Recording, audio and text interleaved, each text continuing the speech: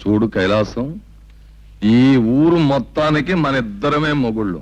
ఈ ఊరిని నంజుకున్నా, పంచుకున్నా, నవిలినా, మింగినా, ఊసేసినా మనిద్దరమే చేయాలి తప్ప మూడో వాడు మన మధ్యకి రాకూడదు. ఓకే? ఓకే లేవయ్యా. మూడో వాడు వచ్చినా వాడిని పంచేసుకుని నంజేసుకుని మింగేయడం మన సెటప్. నా సెటప్ మా కేటు గట్టి తెస్తా లేవయ్యా. అదేమిటి మొహం ఏమిటి అలా పెడతావు? ఇదేమిటనుకున్నావు? విదేశీ మందు. నేనేదో ఆల్కహాల్ కాకుండా ఆవు పంచితం పోస్తున్నట్టు ఫీల్ అయిపోతావేంటి? అబ్బా, నువ్వు ఆవు పంచితం పోస్తున్నావో ఆవు మజ్జిగ పోస్తున్నావో నాకు అనవసరం. నా సెటప్ తప్ప నేను వేరే తాగను.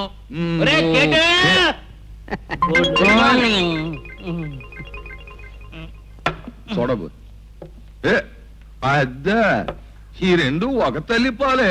అది స్కాచే ఇది స్కాచే. అయినా నా ఇంటికి వస్తూ నీ మందు తెచ్చుకు తాగడం చాలా బ్యాడ్. ఏమిటా బ్యాడ్? నీ ఇంటికి వచ్చాను కాబట్టి నీ మందు తాగేసి నీ మంచం ఎక్కేసి నేను పెట్టి ఖాళీ చేసి నేను ఉట్టేమంటా? నీతో మాట్లాడడం కంటే అరటి తొక్క మీద కాలేయడం బెటర్. చాలరా, వెయ్యి అరటి తొక్క మీద కాలు. ఇదిగో మీ ఇద్దరు బయటకు పోండి, బయటికి పోండి. చూడలేదు బేడలేదు, నేను చూసుకుంటాను. పోవాలి బయటకు, నువ్వు వెళ్ళి. అయినా కైలాసం, ఓ మాట చెప్పు. అసలు నేను ఎప్పుడైనా మందులో విషం కలిపి నేను చంపేస్తాను, నా మీద డౌటా? డౌటే. నువ్వు ఇచ్చిన ఇస్తావు. ఏం పెద్ద బుద్ధిమంతుడు నువ్వు? ఎంత బుద్ధిమంతుడికైనా నీలాంటి గుంట నక్కను చూస్తే విషం ఇచ్చి చంపేయాలని కూడా అనిపిస్తుంది. కానీ చీర్స్. సరేగానే బావా, నీ దొంగ బియ్యం వ్యాపారం బాగా సాగుతుందా, లేకపోతే చెక్కు పుస్తక దగ్గర ఎవరైనా చెక్కుతున్నారా? ఎవడు చెక్కలేడు. ఓకే, కానీ నేను చెక్కే పడాలని నీ సత్సంకల్పం.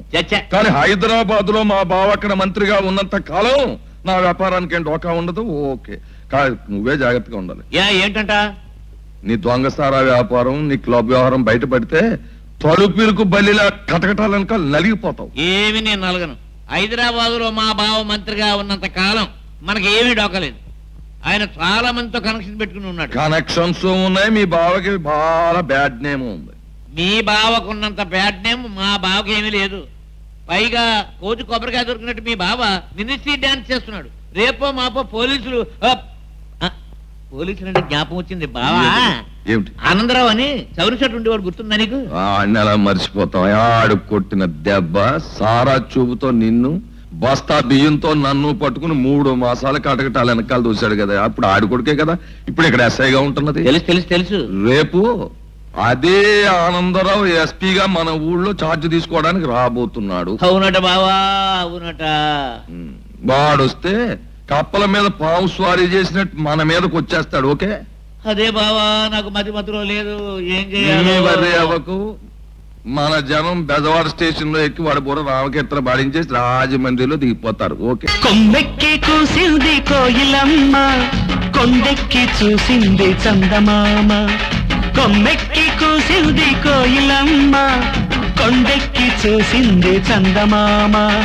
కోయిలమ్మ గొంతులో రాగాలు, చందమామ మనసులో భావాలు. కోయిలమ్మ గొంతులో